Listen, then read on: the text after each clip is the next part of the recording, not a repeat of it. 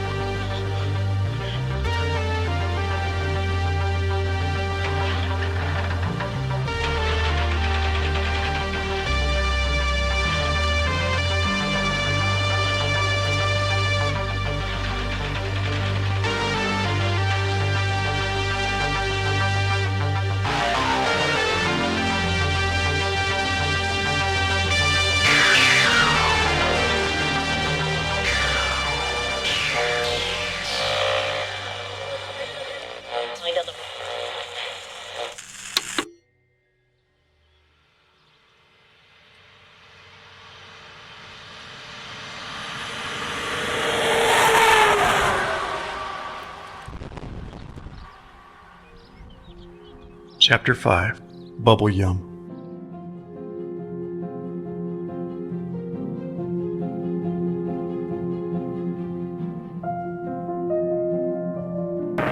Interior, Marion County Jail, August 14th, 1985, 9:52 a.m.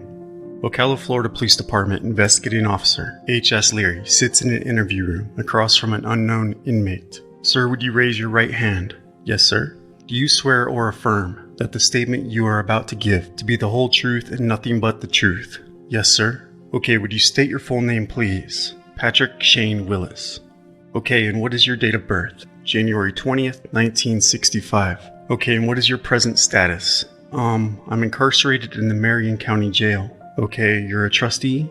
Yes, sir. Alright, and you're here with, what kind of charges? Battery and, public intoxication. Okay, are both those misdemeanors? Yes, sir.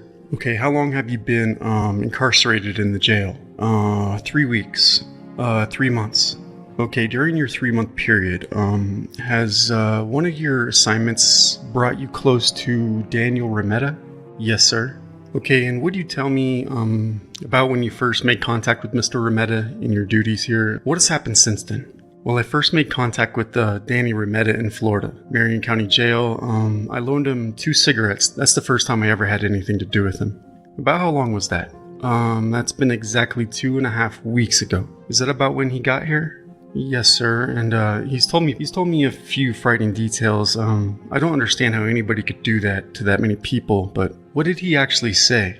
Well, he's told me about a few of his friends, the people he lost down in South Florida around Palaca, Plant City, that area. He told me the boy had told him that he couldn't go through with any more killing, and he couldn't see another person's head be blown off like that. And he just he didn't want to rob or steal anymore. He didn't want to go on killing the rest of his life, and said he wasn't gonna let him go. He made him suck on a gun barrel for, I think he said 10 miles. And then instead of actually saying that he killed him, he just laughed and said, he ain't with us no more.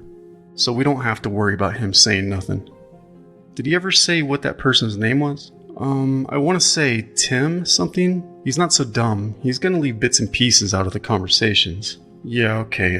What other things did he tell you? Well, he was telling me about Kentucky Fried Chicken, that he laughed and he said, they're saying I did it, but I didn't. He said it was 5 people killed there, and he said, he told me some more facts, and he told me exactly how much money was robbed in the chicken place. What did he say was the amount?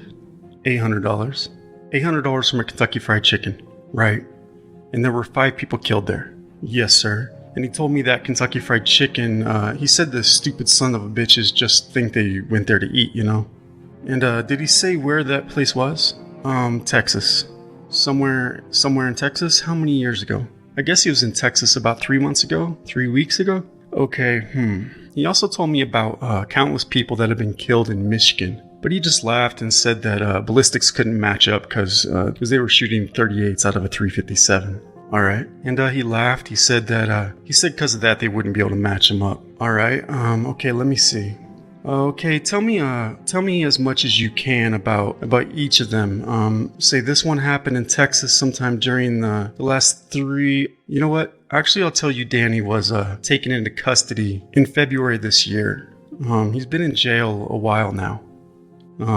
Michigan. What did he say about Michigan?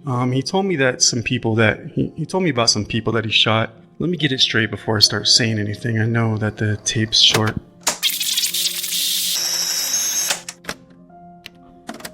That's all right, no problem. He told me of one man that he shot in a car, and the details. He and some guy who was his crime partner, and Lisa, and 2 other males, which was probably one of the males, which was that was in Plant City with him, and the one that lost his life and wanted to get out of it, and another female was sitting around a picnic table, and they was all drinking. Daniel had the guy what he called sucking on his barrel. Just drunk, trying to show off in front of the people, okay? He said the guy didn't have no money, so without even thinking, he just blew the side of his head off. He said that the brains of the fellow went all over Lisa. And that was in Michigan, you said? He say where about in Michigan? No, sir. Okay, he indicate how long ago? Well, he said it's been a long time ago. He told me the first person he ever killed is when he was 13 years old. Did he say who that was? No, sir. Did he give any details of that killing? Yes, sir. He said that he was hanging around some other fellows, and he had been stealing and so forth ever since he was 11. And the guys told him, he said they was at the park, and there was just a man sitting on a park bench, I guess beside a path that went through the park. He said he just went up and shot 4 or 5 times. Okay, all right. Any others that you remember that he's told you about? Yeah, he told me about It's just right now. I don't want all this to come back to me, All right, yeah. Well, right off the bat, he's told me a lot, but it's just that right now, I don't want any of this to come back on me. Yeah, I understand, but just go on and tell me what you're comfortable with. Yes, sir. He said he was gonna. It was a fellow up there that he'd been planning on. The whole reason for Danny Remetta to come to Florida, this is what he told me. From Traverse City, where I guess was where he was brought up at, there was 2 fellows that owned a bar in Plant City. Plant City? Yeah, Plant City. They had rattled him up in Michigan sometime or another for something that he went to prison for, okay? This main reason to come down here, which he said he stayed 2 weeks in Plant City, committed a bunch of robberies there, and he didn't say nothing about no murders, but the way he's been talking to me, I can't say that I know him, because you never know a person like that, Yeah, I can say that I can familiarize with he telling the truth pretty much, and when he telling the truth and when he ain't, because of the way he laughs and the way he gets excited. And I mean, the man really gets excited when he's telling me about a murder that he's committed. Yeah, he told me that the main purpose for him to go to Plant City was to kill these sons of bitches. They were either the owner of the bar or co-owners of the bar. Okay, And he said that he never could get in touch with them. So he started low money and started committing robberies. And the way he tells me about this Chet Reeder case, that he's going to be able to beat it in court with this deal, because 20 minutes prior to Chet Reeder getting killed, he was committing robberies and had a shootout in Plant City. 20 minutes? Yeah, himself, now his partner, and Lisa, he said he left that morning sometime early just to go take a ride and check out, Central Florida, around where they was staying. He said that his partner is the one that had done that. Yeah? Okay, go on. He's trying to get me to conspire with him. Well, he was telling me about a party that he went to in Michigan, and that they was all drugged up, all of them, and it happened to be that this guy broke up with his fiance. This guy did, and he was upset about it, and the way Remetta said it was, he was a whine-ass punk, And he said I got tired of hearing it. So I told this girl, and I can't remember what he said. Her name was, I think Karen, to go get my coat. And when she brought it back, he shot him 7 times with the .25 automatic right there at the party. Now that was a party. And anything ever come to that? Now, the way he talks, because he was trying to see, I can drain, and the way he talks in Michigan, he's committed probably just about a rough estimate of how many different times he's told me he's killed somebody. I go as far as to say anywhere from 15 to maybe 20 people in Michigan alone.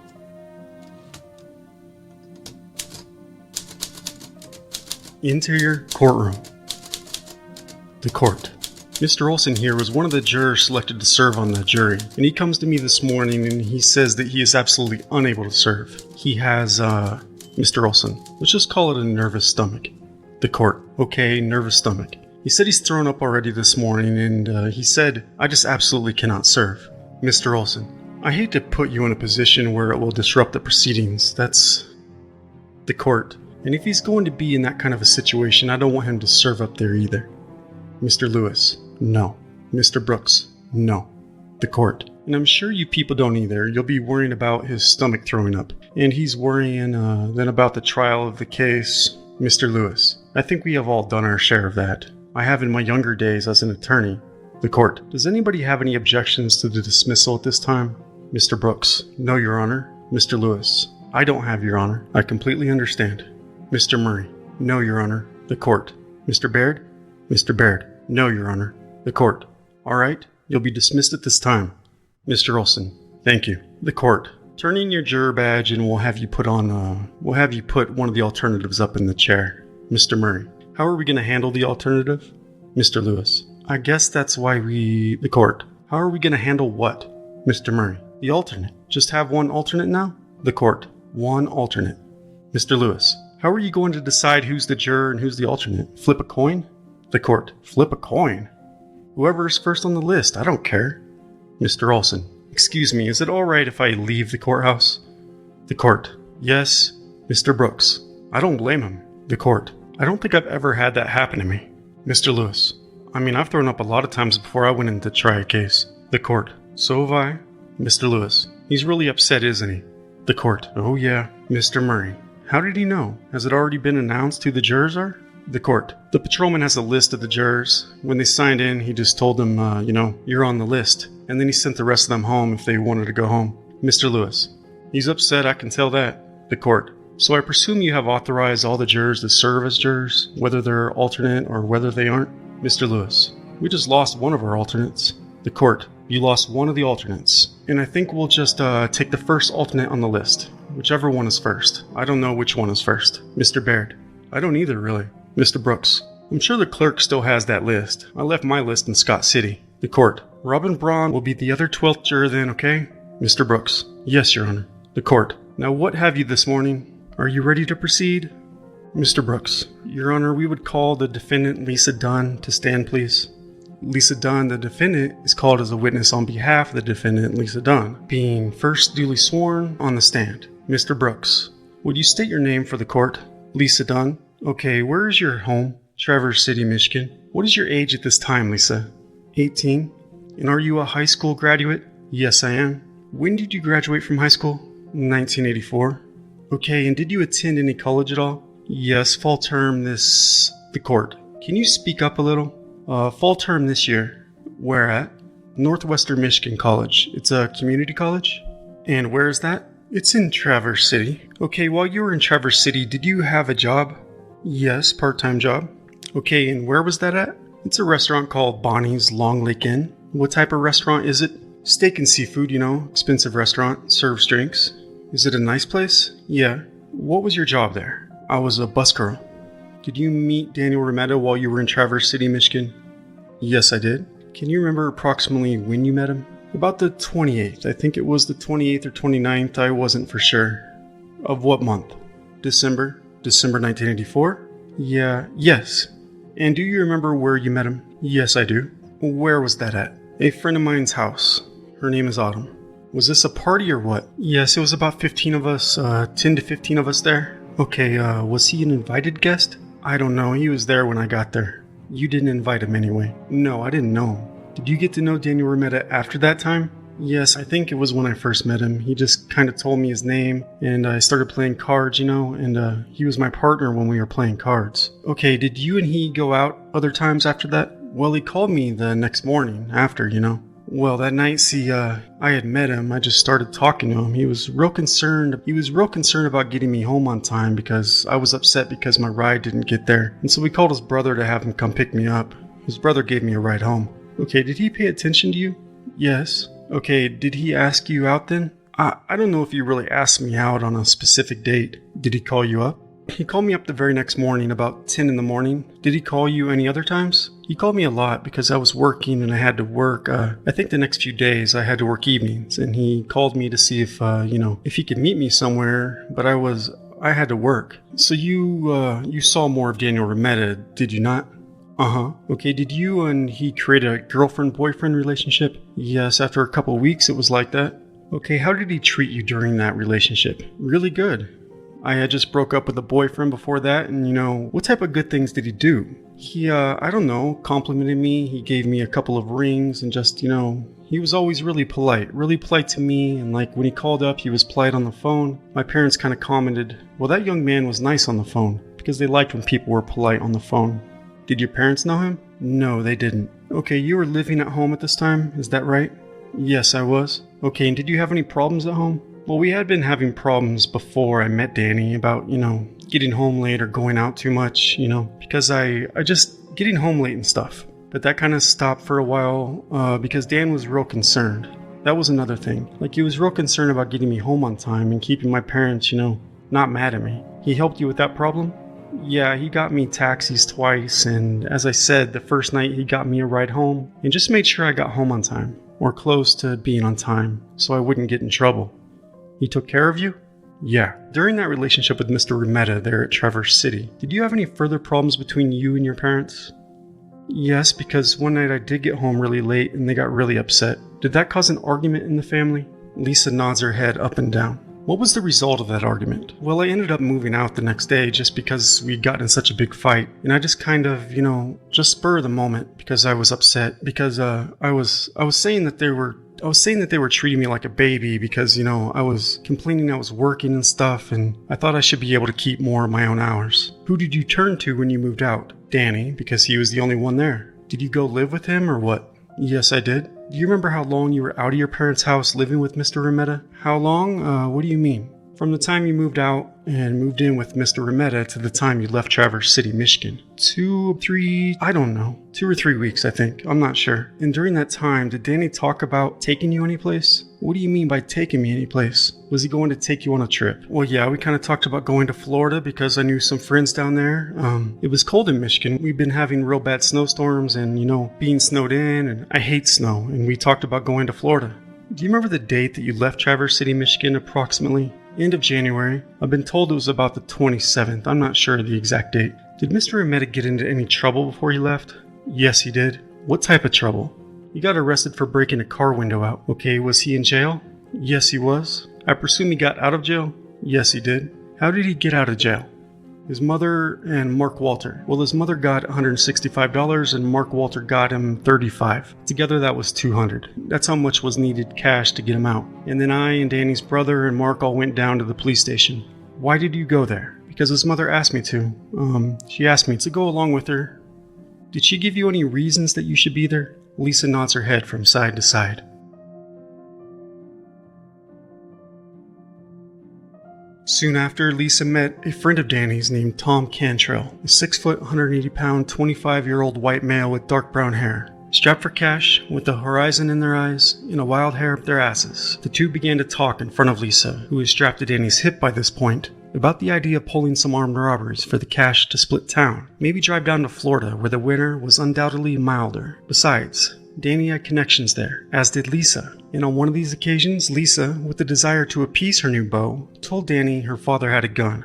As they continually fantasized about the sun and surf, Lisa also felt it might be a good idea to have a gun for protection, seeing she had been sexually assaulted a year prior on her own trip to Florida. January 22nd.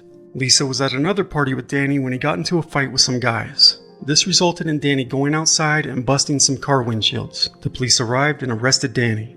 Friday, January 25th, Danny was bonded out of jail after his mother, Betty Remetta, an 18-year-old Suttons Bay native and close friend of Lisa, Mark Walter, no doubt coerced by Lisa, helped gather the $200 to bail Danny out. Mark, accompanying Lisa and Betty, had met Danny for the first time at the Traverse City Jail that day. That evening, Danny and Lisa met up with Tom Cantrell and left Traverse City, Michigan, in Tom's brown 1971 Oldsmobile Cutlass two-door, which had a blue vinyl top and Michigan plates 296CKL.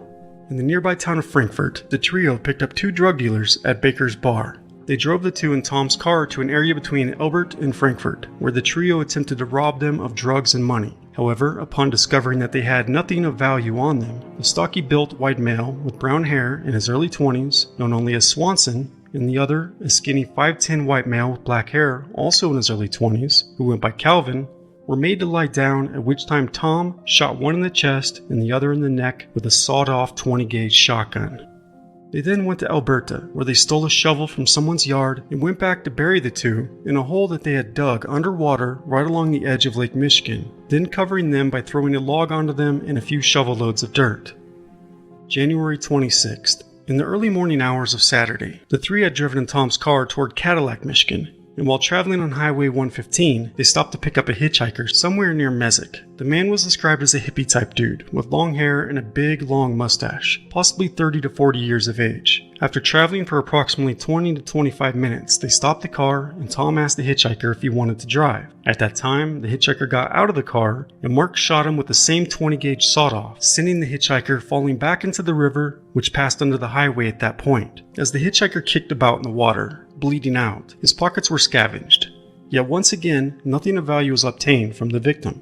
Then Tom's Cadillac got stuck in a snowbank, and they had to wave down a local passerby to pull them out and back onto the road before fleeing the scene.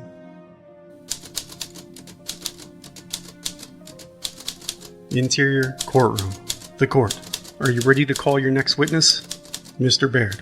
We are, Your Honor. We call Mr. Dunn to the stand. The court. Face the clerk and raise your right hand and be sworn, please. Whereupon Mr. Dunn is duly sworn. The court. Please take the stand. Mr. Baird. Sir, would you please state your name for the record? William Howard Dunn. Mr. Dunn, you are the father of Lisa Dunn, are you not, sir? Yes. And Lisa Dunn is a young lady sitting here at this table in the striped dress? Yes, sir. Now, Mr. Dunn, did Lisa live with you? I'd like to go back to December 1984. Was she residing in your house with you, sir?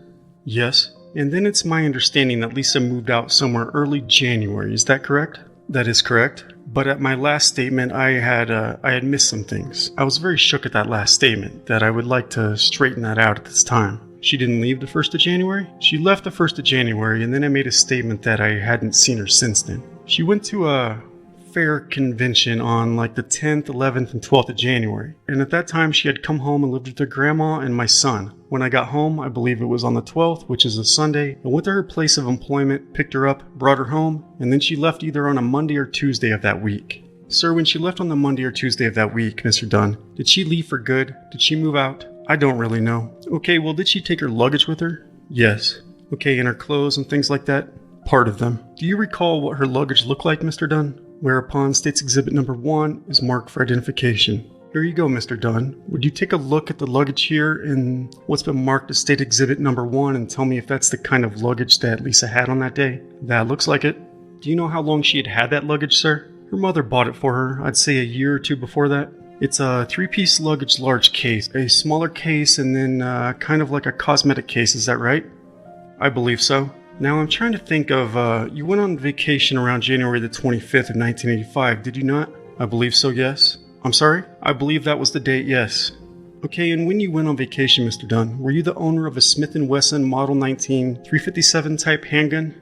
Yes. 2.5-inch barrel? Yes, sir. Did you take that with you on vacation, Mr. Dunn? No, sir. Okay, do you have a way of identifying that gun, Mr. Dunn? Yes, sir.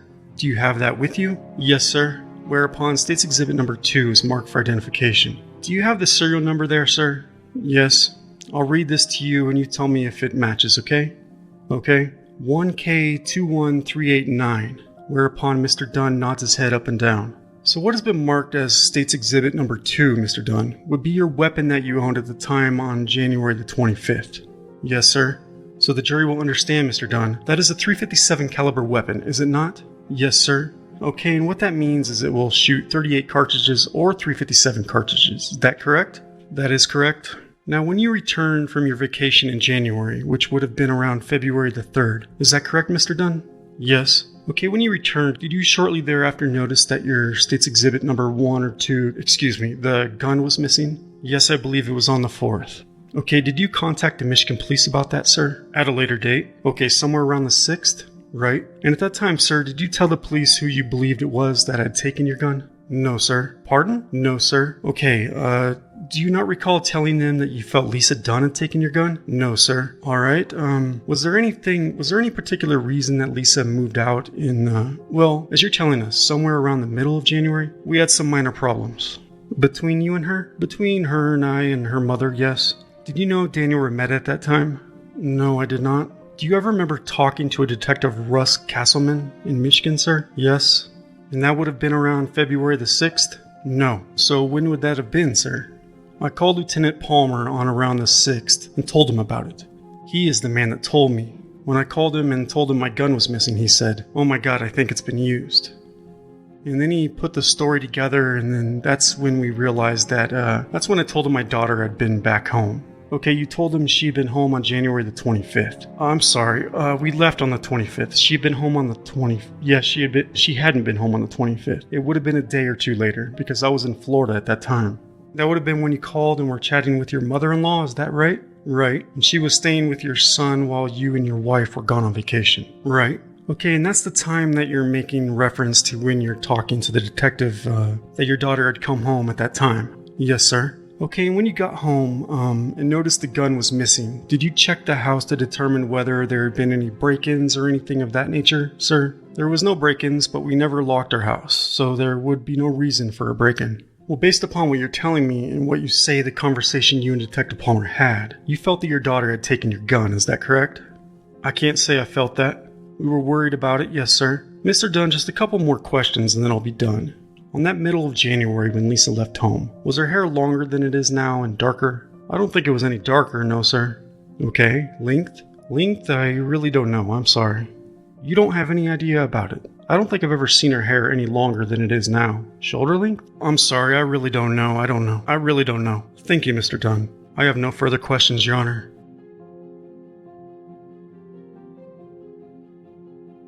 Construction began on the Michigan stretch of Interstate 75 in 1957. Signs went up in 1959, and I-75 was completed in 1973. Michigan is undoubtedly renowned for its picturesque landscapes, rocky shorelines, winter wonderlands, and quaint villages, but it is also home to some of the country's most dangerous highways and interstates. The Interstate 75 corridor, stretching vertically across the state, often battles harsh winters, resulting in icy roads and reduced visibility. It also presents a unique set of hazards with its sharp curves and hilly terrain. Further adding to this list of hazards drivers dread, the most northern section of I-75 is most notorious for its heavy traffic congestion and daunting statistics of vehicle collisions. Along with drivers kidnapping passengers while going the wrong way on I-75 at a high rate of speed, the I-75 corridor has drastically increased the Michigan crime rate, not only with various types of trafficking, but the occasional 6-pound rock. One day, a group of 5 teens thought it might be a good idea to throw a rock of this size off an overpass which crossed I-75 80 miles north of Detroit, sending it crashing through the windshield of a van. 32-year-old construction worker, Kenneth White, was seated in the passenger seat as a coworker drove. The rock fractured Kenneth's skull and chest and caused other facial injuries, and he died from severe blunt force trauma to the head. Other cars were also damaged by rocks the group of boys were throwing. The teenagers confessed to having thrown multiple rocks at cars driving south on I-75 from their position on Dodge Road Overpass in Vienna Township. They also admitted to playing a game called Overpassing, where hitting a car called a dinger earned points. Competing in this for money, the 5 teenagers had gathered large rocks, one weighing 20 pounds, from a dead-end street, loading them into a flatbed of a pickup truck before driving to the overpass, where they were dropped onto cars as they passed below. After dropping the rock that killed White, the teens fled the scene and ate at a local fast food restaurant. The next day, one of the teens was questioned at school but then released. Upon hearing about the victim's death, the 5 teens exchanged text messages, including ones that said, "We could go to prison for life for this. Everybody lay low and no one rat us out. No one saw us. If everyone shuts up, we won't get caught." But the next day, October 21st, the police identified the vehicle in which the teens had fled. After identifying the owner, the police also saw evidence of who was inside of it that night. After reviewing camera footage from the fast food restaurant where the teens had ate, the police identified the 5 teens. The following day, the police contacted the families of the 5 teens involved, informing them that warrants were out for their arrest. Since they were juveniles, the teens were not arrested but were instead told that they would have to surrender to the police by 10:30 p.m. that day. One of the teens reportedly attended church that day and had dinner at a restaurant with his family before surrendering to the police. All the teens surrendered to the police by 8:30 p.m. that day. The teenagers were then arrested and charged with second-degree murder, and 4 out of the 5 accepted plea deals to a reduced charge of manslaughter. In 2019, the judge rejected a request that they be sentenced as juveniles and ordered that the 4 be sentenced as adults, although the Court of Appeal later overturned this.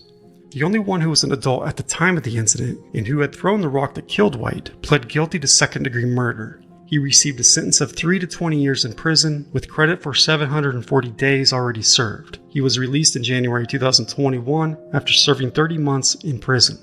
4 other teens were all sentenced on August 4, 2021 to 1 year of probation. 32-year-old Kenneth White left behind his fiancée and his 4 children, the youngest being only 5 years of age. Marquis Bird, 22, a resident of Warren, Michigan, was murdered on I-75 on December 19th when 4 teenagers dropped a sandbag from a bridge onto a car in which he was a passenger. The boys were crossing the highway on a bridge when they noticed a few rocks and decided to throw them at passing cars. They also threw 2 sandbags, running away when the second sandbag made a loud sound as it hit a vehicle. After Bird's death, one of the teenagers, a 13-year-old, confessed to throwing the sandbag that killed Bird. Press reports compared Bird's death to the death of Kenneth White 2 months earlier on the same interstate highway.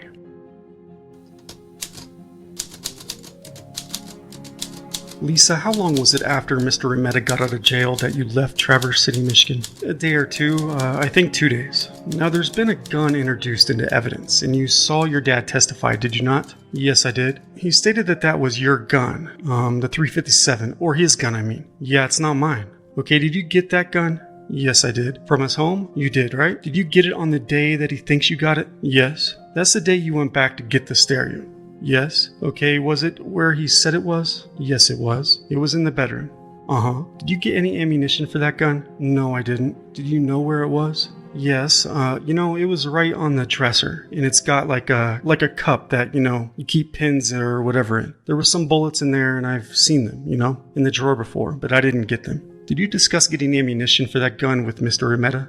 Yes, I did. And what did he tell you about it? That he couldn't buy any because, he didn't have any ID. Did you believe that? Yeah, because he didn't have a valid ID because, can you tell this jury why you got that gun?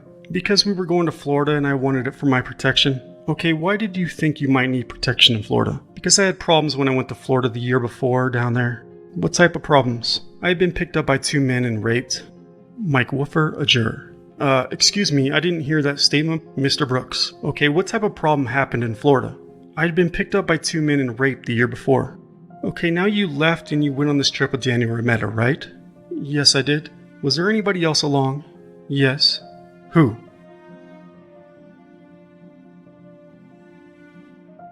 Sunday, January 27th. At last, Tom, Lisa, and Danny left Traverse City on I-75 on their way to Florida just after dark. They traveled in Tom's car, armed with a 20-gauge sawed-off, a .32 caliber automatic pistol, a .38 revolver, and the .357 Smith & Wesson Magnum revolver that had been stolen from Lisa's father. That night they stayed with relatives of the Remettas, an uncle and aunt in Cadillac, Michigan. January 28th. The following morning they headed out, and upon going through the town of Copemesh, Michigan, they drove past a gas station and stopped just down the road from it. Lisa stayed in the car, and Tom, wearing a gray coat, blue jeans, and a red and blue stocking cap, along with Danny, wearing blue jeans, a green parka, a stocking cap, and carrying the snub-nosed Smith & Wesson, walked back to the little service station, where they entered and pointed the loaded .357 at a white female clerk and told her it was an armed robbery, to step back and to lay on the floor by the cooler. At that time, Tom got $200 to $300 in cash out of the cash register, and the 2 left, leaving no victims at the scene. Upon returning to the car, Tom gave the money to Lisa, and the gang of 3 skedaddled as quickly as they had arrived. But not far down the road, near the town of Carlin, Michigan, a passing Michigan State trooper turned around and followed them. However, approximately 5 miles later, the trooper pulled a U-turn back in the other direction. The gang soon crossed the state line and entered Michigan City, Indiana. Danny and Tom drove on their own into the ghetto to try to purchase an ounce of heroin from 5 black men. The pair fired numerous gunshots, but it is unknown if any of the 5 men were shot. On the same day, they crossed into Ohio, where at an unknown location, they decided to throw the .32 caliber into a river. They then stopped at a small Hicktown store and tried to rob the place. However, the older man behind the counter just laughed at them, and when he reached behind the counter, they took off running, afraid he was retrieving a gun. January 29th. From Ohio, they went to Kentucky, where they robbed a jewelry store in Lexington before heading on to Tennessee and then Georgia. Just across the state line, they stopped at a Days Inn motel, where Danny and Lisa pretended to be husband and wife, registering under a false name. January 30th. Driving south through Georgia, Danny and Tom spotted some hitchhikers sitting alongside the road. They decided to take a few practice shots out the window as they passed, the bullets whizzing right toward the hitchhikers. It is unknown whether any of them were injured. Interior courtroom. Lisa, did things change in the way that Danny Remetta treated you during this trip? Yes. Okay, when was the first most important change in your mind? Well, the most important one to me, the first was that we had crossed the Florida line, and at that point he had that gun. He asked me to look at it once and he never gave it back, and it really upset me to have it in the car.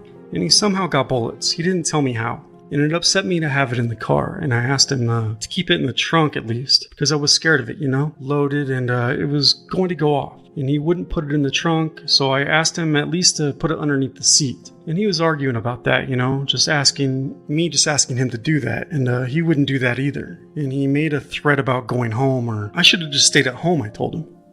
What was his reaction to that? He got really mad. When he got mad, what did he do? He threatened to kill me if I left him. And he was pretty drunk that night too, because he took the gun out, of his coat, and that's where he always kept it. And started to call me a few names and say a few things, and say like, you really blew it now. And I wasn't sure what he was talking about at first. Okay, did he just threaten you with words, or how? No, well see, he started out saying I really blew it, and I wasn't really understanding what he was talking about. And he got madder and madder, and he took the gun out, and he pulled the trigger back, and he said, I'm just gonna do you in right now. And I didn't know what he was going on about. He had never threatened me with a gun before, and he put it against my head, side of my head, and whereupon the reporter asked the witness to repeat her statement. He had it up against the side of my head when he was talking to me. The court. Miss, you're gonna have to speak up. The jury must hear you, and the court reporter must hear you. Okay. The court. Now please try. Mr. Brooks, did he threaten to kill you at that time? Yes, he said he was going to that night. Said I really blew it, and he was so mad. He just because everyone was telling him, why don't you just calm down? Why don't you quit that?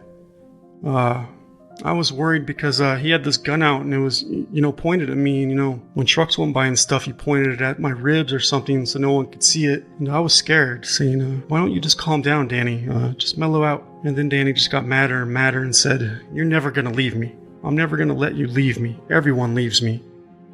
And he started getting upset and he just blabbled on about how everyone always leaves him and I wasn't going to. Did you believe you might be killed at that time? That night I thought so. I was crying really bad. Tell him I wasn't going to leave him, At that point I could see that he was just, he told me he was going to kill me that night, and I really thought he was going to. But I tried to talk him down, and it took a long time just trying to talk to him. Do you remember how long he held that gun against your body at that time? It was a long time. He said that we should pull off at the next rest area because he said he was going to take me out in the woods and shoot me. And everyone said, no, you don't want to do that, Danny. Just mellow out. And we were driving along real slow, real slow to try to attract attention. And we went on like that for about 30, 35, 40 miles. And we went down to about 30, 35, 40. And Danny noticed it and told him to pick the speed back up. And it was a long ways driving. I think we passed a couple of rest areas because Danny wasn't watching. And he was looking at me and talking to me. And at one point I was trying to talk him down and he wanted me to shut up. He told me to open my mouth and he put the gun inside my mouth. The muzzle of it. Had you ever been threatened by anyone else like that before? No. Did he ever threaten you other times during that trip? After the first time he finally said, okay, I'll give you one more chance, one more chance to stay with him, not to leave. And after that, he kept reminding me of that night, bringing it up, saying, you want to taste that gun barrel again? And just bringing it up. He liked to bring it up a lot because, like most of the times he'd make me upset or make me cry or something. He liked to see me cry. Did you ever hold your gun against your head or any other part of your body another time? Not specifically for an amount of time like that, no. That was the main time. Is it true that Danny liked to play Russian roulette with you? Did he ever do that? Yeah, that was the same night. Okay, you say that he reminded you of that threat one time. 10 times? How many times? Do you know? Just mainly about every day. Just said I wasn't going to leave him. Okay, what did Danny start calling you? Well, he considered me, he always called me Lisa Remetta. He said I was his wife. Just because we weren't married didn't prove anything. He didn't like my last name. I don't know, he just didn't. Now, you said he treated you real nice in Michigan. Uh-huh. How did he start treating you during this trip? Well, he still did treat me nice at times, but he'd always make sure that threat was known to me. Like, he'd be nice, he could be nice to me if I was behaving. But if I didn't behave, he wasn't going to. Like, if I'd smart-mouth him real bad or something, I might get a slap or whatever. Whatever he felt like at the time, it depends on his mood. He's real moody. Did he talk with you about what you wore or didn't wear?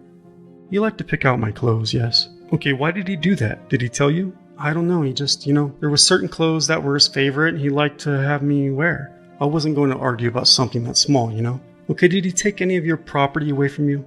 Yes, he did. What did he take? Well, he sold several pieces of jewelry, and what bothered me the most was a ring I'd gotten on my 16th birthday that I told him I'd never part with. It meant a lot to me. It was a real expensive ring. He took it and just plain said, I'm taking it, and he sold it. He didn't ask you if he could take it. No, he just took it. He said he was taking it, and I think it was the morning after we'd had another real bad fight. And he made some more of those threats, and I just didn't want to argue about something like that when it could be my life. This ring was special to you? Is that what you're saying? Yeah, very, yeah. Where was it when he took it? It was on this finger, and Lisa indicates which finger.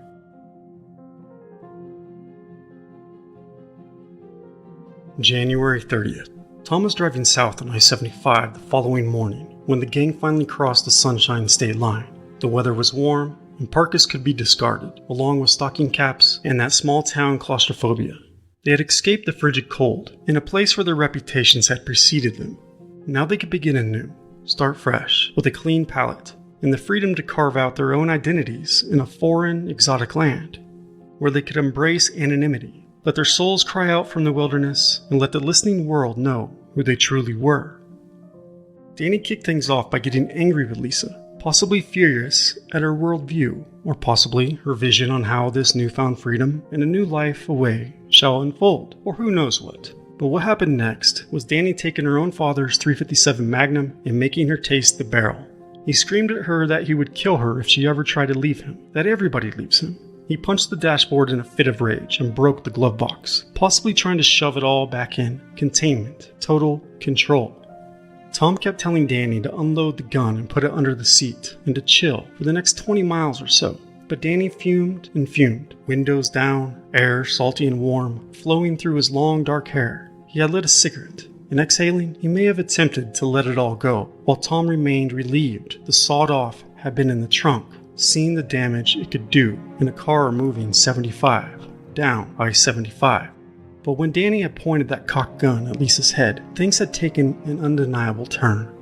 And though Danny looked out at the passing palms and the deep blue sky, crystal clear, he reminded Lisa, if you leave me, I'll have to kill you. You know too much. They soon arrived at their destination, Plant City, where the gang moved in with Danny's mother's boyfriend, Dale Goss. Dale lived in an auto body garage on West Reynolds Street. He had an old milk truck he had made into a motorhome. But that first night, Danny and Lisa slept in a Pinto car parked out behind the garage. January 31st. The gang awoke at 10:30 a.m. to a new life indeed, and a brand new day. Danny and Lisa made some cash working at a nearby flea market, while Tom, who had experience tinkering with cars, worked at the garage for its owner, a guy named Buck. Only a few miles from the garage was an alligator farm, with a pond full of large gators, in which Danny had visited a couple of times. A gator pond Danny kept in the back of his mind, should it ever come to good use. February 2nd. The trio drove over to Orlando, Florida to visit the beach. After a long day of sun surf and lots of beer, they went looking for a cheap motel outside of town. The gang stopped just outside of Orlando, just after midnight, at a grocery store to ask for directions. A young lady came out of the grocery store, and Danny approached her to ask where they were. But the lady panicked at the sight of the strange man in the night. And amid a fit of terror, she jumped in her car and sped away. A wise move. Danny wanted to make a phone call to talk to a friend back in Michigan to see if they were wanted yet for the armed robbery in Copemesh. While in the phone booth, Danny spotted another lady, this time a cashier, exiting the supermarket. She was around 30 years of age, 5'7", blonde, and attractive. And he followed her to her car, where he told her with a flash of the .357 that this was a robbery, to which the lady said okay, and swiftly handed over $200 in cash to Danny as he forced her into her car. Tom gets in with Danny, and they drive away, with Lisa following in Tom's car. As they take off, Tom has one thing on his mind, and he can't help but mutter that he intends to rape the attractive lady. As they drive east down I-4 with their abductee, she begins to cry hysterically, and Danny tells her she is not going to get hurt if she just hands over the watch that she wore on her wrist. Realizing they were lost on I-4, Danny asked the lady for directions, but she stayed mum until he shouted, "Lady, you better give me some fucking directions." So she gave Danny directions to a nearby rest area as she began to sob, sure she would be killed upon arrival. But Danny reassured her again and again, if she just did what they said, she would not be harmed. He even went so far as to take the gun off her to silence her, saying, "If I put this gun away, are you just gonna shut up?" At the rest area, she also offered her checkbook. Danny said no, as Tom promised that they would mail the money back to her if she would just write down her address on one of the checks, which she did. Danny and Tom then took her into the woods, tied her up, and left her behind.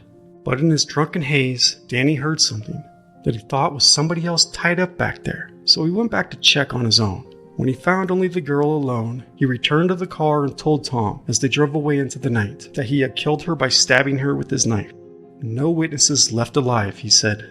Soon the gang passed the Daytona racetrack and stopped at a Days Inn in Sanford, just off I-4. There, Tom and Lisa registered under their real first names, though both used Tom's last name, Cantrell.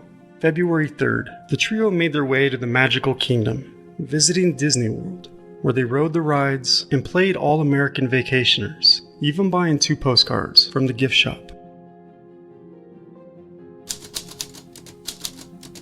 Mr. Brooks. Lisa, is it true that you carried around 2 postcards, States Exhibits 68 and 69? You've read what's on those postcards, right? I didn't read them, I just looked at the handwriting. I kinda remember what I wrote anyway. Alright, you wrote those. Yes, I did. Sounds like you were just having a good old time. Well, I tried to make myself believe that. When you were at Disney World, did you have any problems with Danny Rometta there? That day, no. It was a really good day. It was one of his days when he was real, back to being real nice again, He was in a pretty good mood. Why did you write those cards? I didn't write those cards at Disney World. It was sometime later in our rest area. I hadn't planned on writing postcards, and I had a whole list of people he wanted to get in contact with. And I also wrote postcards for him too, like his parents and an uncle of his, and mainly he wanted them to know we were doing okay and he wanted to get married. He liked to harp on that point, that we were going to get married to the people that were around us. So he wanted to show people what he had, is that true? I guess, yeah. Why weren't they mailed until Kansas? I didn't really want to mail them. One of them was to Rick Drake, which was my ex-boyfriend, and I knew Danny didn't like him, couldn't stand him, and he really wanted to rub that into Rick, like I was going to marry him, and I did not want to write that to Rick, and it was just plain not going to, I was just plain not going to mail that one. I just didn't want to, and I kind of just kept them in, I think they were in an envelope of some sort in the glove box, and as we came into Kansas, Danny somehow saw them and said, "My gosh, you haven't mailed these yet. Stop and mail them right here." Lisa, I thought you told me that you just never got around to mailing those postcards. I didn't get around to it, I just didn't do it. I really didn't want to, but I didn't let Danny know I didn't want to. Writing something like that was something easy to do to keep Danny happy, that, I didn't mind having to write stuff like that to keep him happy. That was easy to do. I thought you told us that one night in Florida was really the bad time when Danny threatened you with a gun, right? That's when you really got frightened, correct? Well, that's when I realized that this guy is going to kill me if I left, which is the first time, I was really, really scared.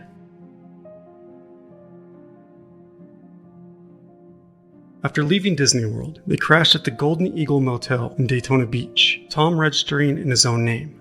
But the gang only slept for 4 to 5 hours while Danny laid awake, hearing again and again what sounded like the police gathering out front. As he peeked out of the curtains repeatedly, though he saw nothing, he finally grew too paranoid, woke up the other 2, and told them what he had continually heard outside. He rambled on about the pigs, before finally saying, "Fuck 'em, let's get out of here." And as it turned out, Danny was hearing the engines of the race cars cranking up in their respective pits, preparing for the Daytona 500. February 4th, the gang returned to Plant City to stay again with Dale Goss at the garage. but only after hawking the watch for quick cash. That night, Danny left on his own and meet up with a guy he knew from back in Michigan at a nearby bar. After some beers, the two left the bar and went to a place down a 2-lane country road about 4 miles outside of town. You know, near where the strawberry festival thing is, whatever it is, Danny told the guy. There, Danny said they could have some privacy, possibly to be intimate. Now, it's not clear what exactly occurred that night, but Danny pulled the .357 on the man, made him taste the barrel before shooting him, sending him falling back into the pond, where he kicked around for a moment before becoming still, as the crickets and bullfrogs again took over the silence of the night. Danny left the body to the gators to destroy all the evidence of this man, clean his name, to clean him off the plate of the earth. February 7th. Occasionally the three would cruise through Central Florida to check out the lay of the land. One night near Spring Lake, they stopped for some gas, but they were broke, so they panhandled and met a reverend named Joe Johnson, who gave them a good sermon and then $8 in gas.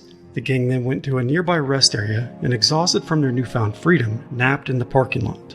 Lisa passed out in the back seat, but suddenly awoke around 9:45 p.m. to gunshots, and saw through her blurry yet wide-open eyes what appeared to be Tom and Danny running toward the car. As they jumped in, the gunfire continued, puncturing one of the car's tires. And a ways down the highway, as they stopped to change the tire, Danny told Lisa what the commotion had been all about. Exterior rest stop. Danny and Tom approach a motorhome parked in a rest area owned by an older couple from Ontario. Danny, with the .357 in his waistband, knocks on the door of the camper. As an older man opens the door, Danny asks for a 4-way wrench. The older man says he doesn't have one, so Danny asks for a map, which the older man also says he does not have. Now, Danny and Tom pull their guns. Danny the .357 and Tom an unloaded pellet gun, which Danny had made him carry in case things should go sideways. He tells the man it is an armed robbery, to which the man answers, "Don't do it, boy." And things in fact do go quickly awry, as the man reaches for a gun of his own. Danny slams the camper door shut, and he and Tom run back for Tom's car. But the older man opens the door and shoots at Tom's car, hitting the right front tire. Danny shoots back toward the camper and then dives into the car, Tom now behind the wheel, and Lisa in shock in the back seat. Danny tells her to get down as more shots ring out, and they peel out of the parking lot and back onto the highway, Lisa screaming, wanting to know what the hell was going on.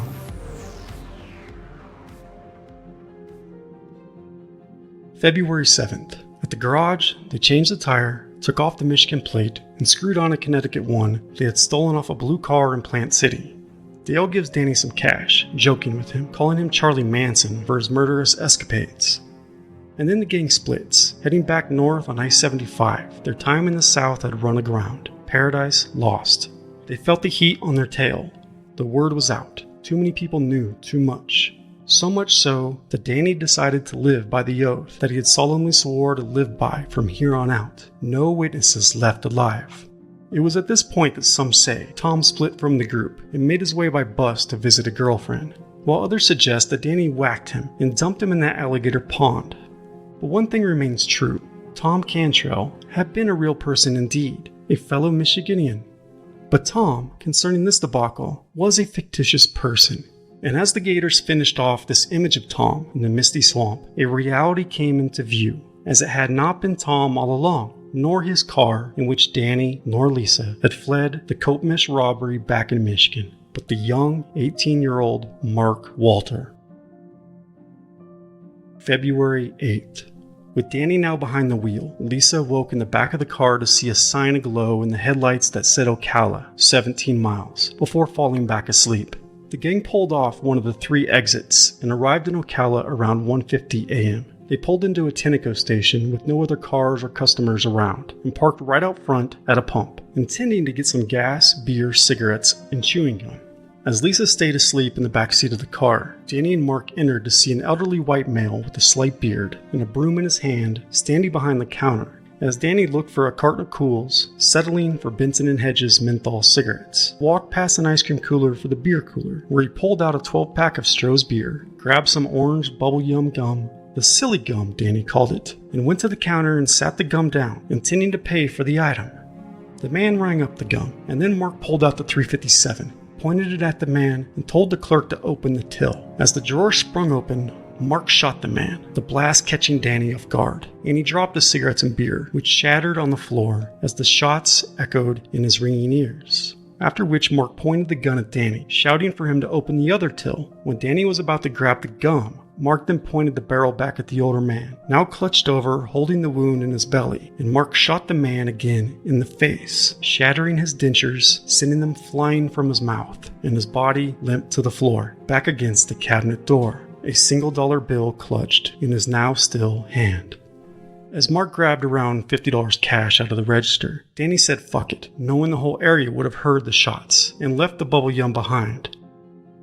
Heading towards Silver Springs to the north, the gang stopped to pick up a hitchhiker who may have sensed something about Danny and made an advance toward him in the back seat. Danny then made Mark pull over, where he shot and killed the hitchhiker, leaving him dead on the side of I-75. What's one more dead man after all, as bodies were piling up under Danny's watch. A little over an hour north, craving alcohol and nicotine, the gang stopped again, this time near the Florida state line. All three went into the station. The clerk, a 45 to 50-year-old white male, appearing to have a learning disability. Retarded or slow, as Danny would say, should be an easy job. But suddenly, Danny had a change of heart, even though the man charged extra for the beers, since it was after hours. Danny spent around $40 to $50 or so that they had on a 12-pack of Budweiser, cigarettes, and some junk food, and a little bit of gas. Back in the car, Lisa asked where he got the money, and Mark replied, "Don't worry about it. We did a job."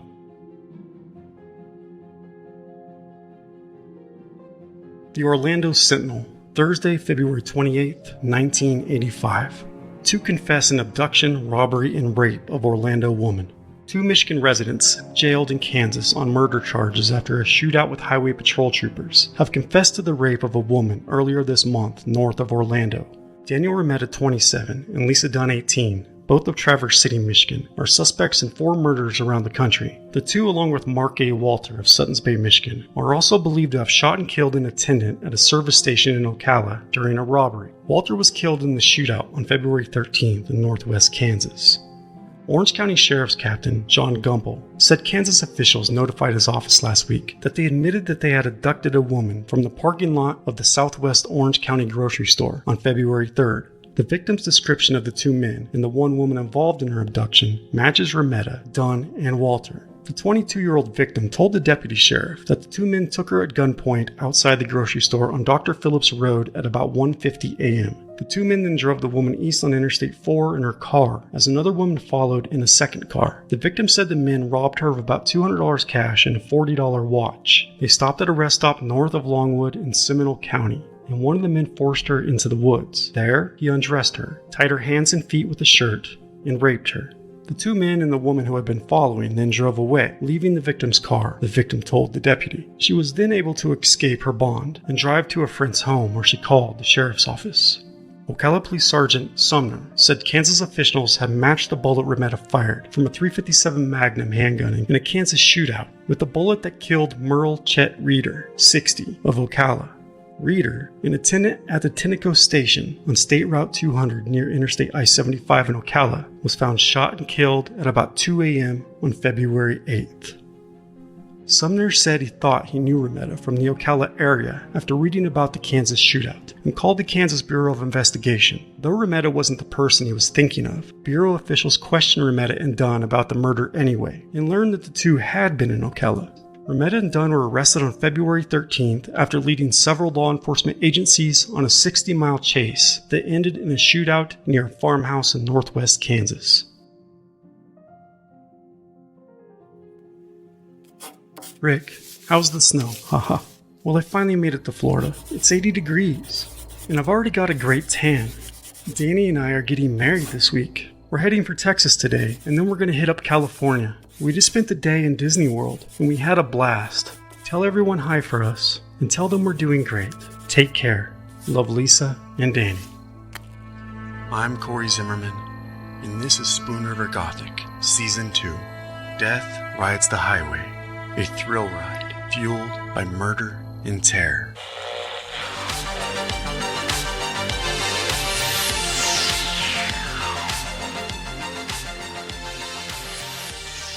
Think, feel, and understand the world around you with Spoon River Gothic Podcast, because we go where the others don't. We dive deeper. And if you want to plunge even deeper into our true crime tales, please subscribe to Spoon River Gothic Agency. That's SRG Agency at www.patreon.com/Spoon River Gothic Podcast, and access the Spoon River Gothic Podcast case file for bonus weekly episodes available on Spotify. And also included in the Patreon case file are investigative materials such as exclusive audio interviews, trial footage, police files, court documents, photos, diagrams, and more to accompany each Season 2 episode of Death Rides the Highway. And if you like what you hear, please leave us a 5-star review on Spotify, Apple Podcasts, or wherever you listen. It means more than you know in this cutthroat world. And until next time, work hard, party hard, keep a vigilant eye over your shoulder, and don't forget to watch each other's backs. This is a sideways world we are living in. And again, that's www.patreon.com/Spoon River Gothic Podcast. Subscribe now, because there's always more to the story.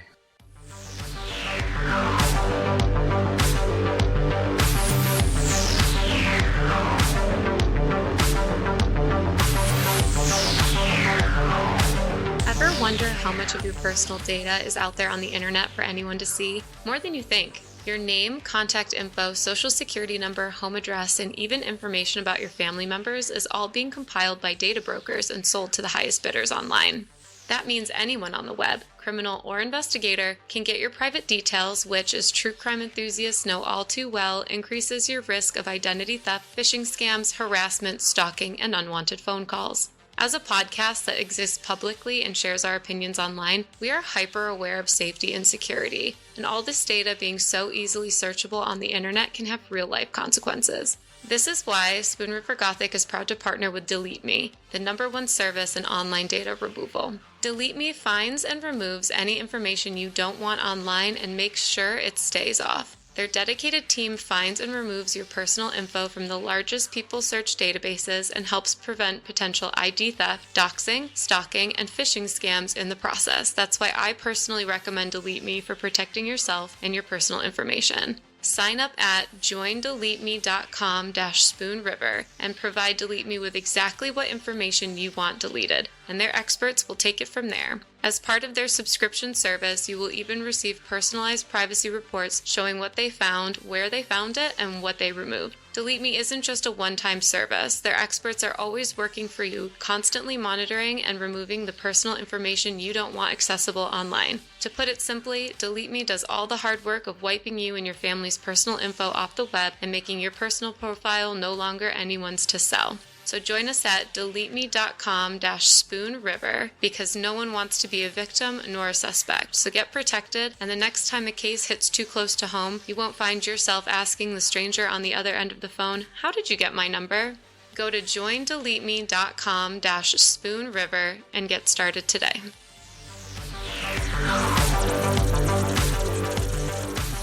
Death rides the highway.